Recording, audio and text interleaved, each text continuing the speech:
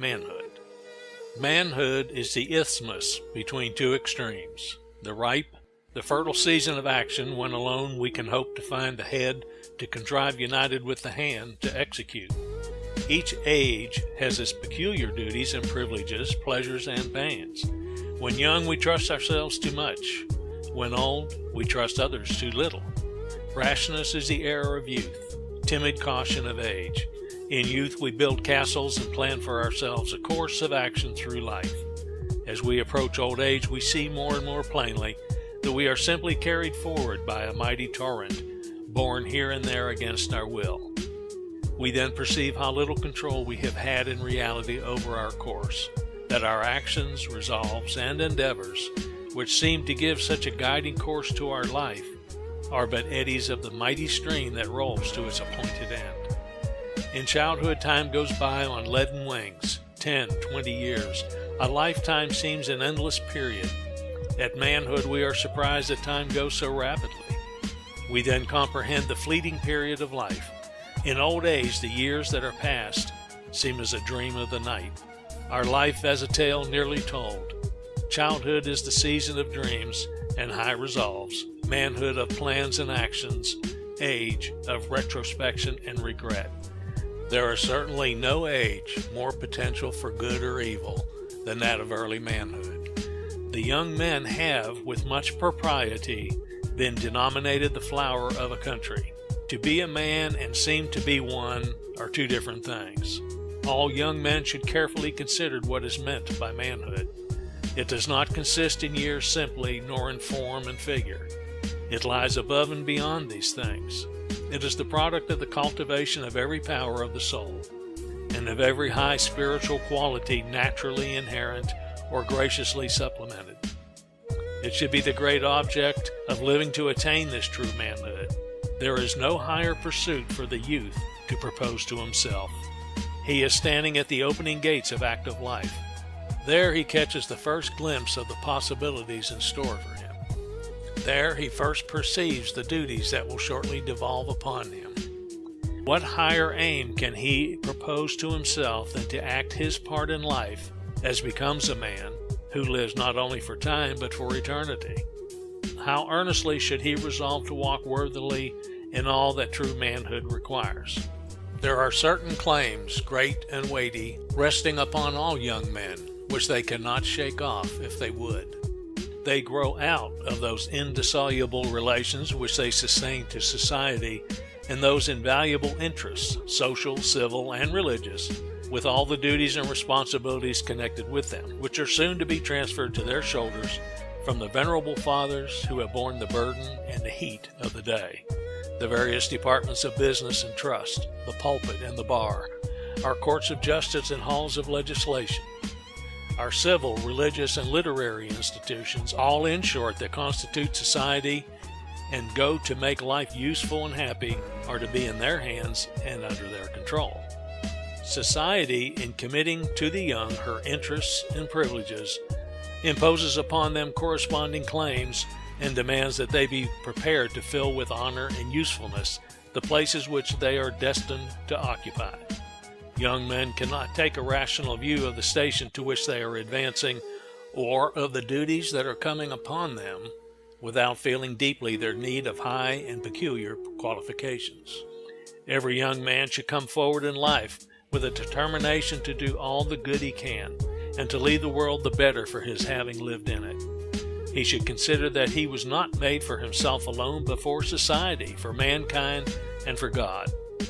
He should consider that he is a constituent, responsible member of the great family of man, and while he should pay particular attention to the wants and welfare of those with whom he is immediately connected, he should accustom himself to send his thoughts abroad over the wide field of practical benevolence.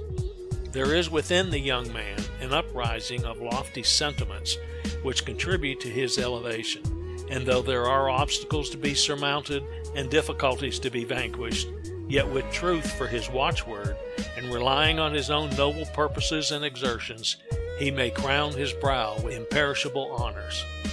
He may never wear the warrior's crimson wreath, the poet's chaplet of bays, or the statesman's laurels, though no grand universal truth may at his bidding stand confessed to the world, though it may never be his to bring to a successful issue a great political revolution, to be the founder of a republic which shall be a distinguished star in the constellation of nations, even more though his name may never be heard beyond the narrow limits of his own neighborhood, yet is his mission nonetheless a high and noble one. In the moral and physical world, not only the field of battle, but also the cause of truth and virtue calls for champions, and the field for doing good is white unto the harvest. If he enlists in the ranks, and his spirits faint not, he may write his name among the stars of heaven. Beautiful lives have blossomed in the darkest places as pure white lilies, full of fragrance, sometimes bloom on the slimy, stagnant waters. No possession is so productive of real influence as a highly cultivated intellect. Wealth, birth, and official station may and do secure an external superficial courtesy, but they never did and never can secure the reverence of the heart. It is only to the man of large and noble soul, to him who blends a cultivated mind with an upright heart, that men yield the tribute of deep and genuine respect. A man should never glory in that which is common to a beast, nor a wise man in that which is common to a fool, nor a good man in that which is common to a wicked man. Since it is in the intellect that we trace the source of all that is great and noble in man, it follows that if any are ambitious to possess a true manhood, they will be men of reflection, men whose daily acts are controlled by their judgment, men who recognize the fact that life is a real and earnest affair, that time is fleeting, and consequently resolve to waste none of it in frivolities, men whose life and conversation are indicative of that serious mien and deportment which well becomes those who have great interest committed to their charge, and who are determined that insofar as in them lies life with them shall be a success, who fully realize the importance of every step they may take, and consequently bring to it the careful consideration of a mind trained to think with precision. The man who thinks, reads, studies, and meditates has intelligence cut in his features, stamped on his brow, and gleaming in his eye. Thinking, not growth, makes perfect manhood. There are some who, though they are done growing, are only boys. The constitution may be fixed while the judgment is immature. The limbs may be strong while the reasoning is feeble. Many who can run and jump and bear any fatigue cannot observe, cannot examine, cannot reason or judge, contrive or execute. They do not think. Such persons, though they may have the figure of a man and the years of a man, are not in possession of manhood. They will not acquire it until they learn to look beyond the present and take broad and comprehensive views of their relations to society.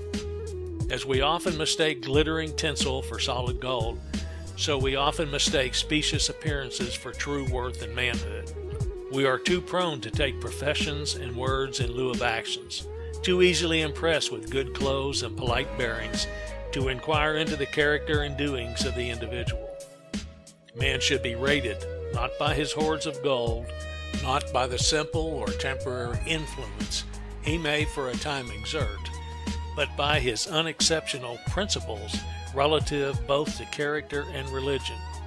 Strike out these, and what is he? A savage without sympathy. Take them away, and his manship is gone. He no longer lives in the image of his Creator. No smile gladdens his lips, no look of sympathy illumes his countenance to tell of love and charity for the woes of others. But let man go abroad with just principles, and what is he? An exhaustless fountain in a vast desert, a glorious sun, shining ever, dispelling every vestige of darkness. There is love animating his heart, sympathy breathing in every tone. Tears of pity, dewdrops of the soul, gather in his eye and gush impetuously down his cheek. A good man is abroad, and the world knows and feels it. Beneath his smile lurks no degrading passion. Within his heart there slumbers no guile. He is not exalted in mortal pride, not elevated in his own views, but honest, moral, and virtuous before the world. He stands throned on truth. His fortress is wisdom, and his dominion is the vast and limitless universe. always upright, kind, and sympathizing, always attached to just principles and actuated by the same, governed by the highest motives in doing good. These constitute his only true manliness.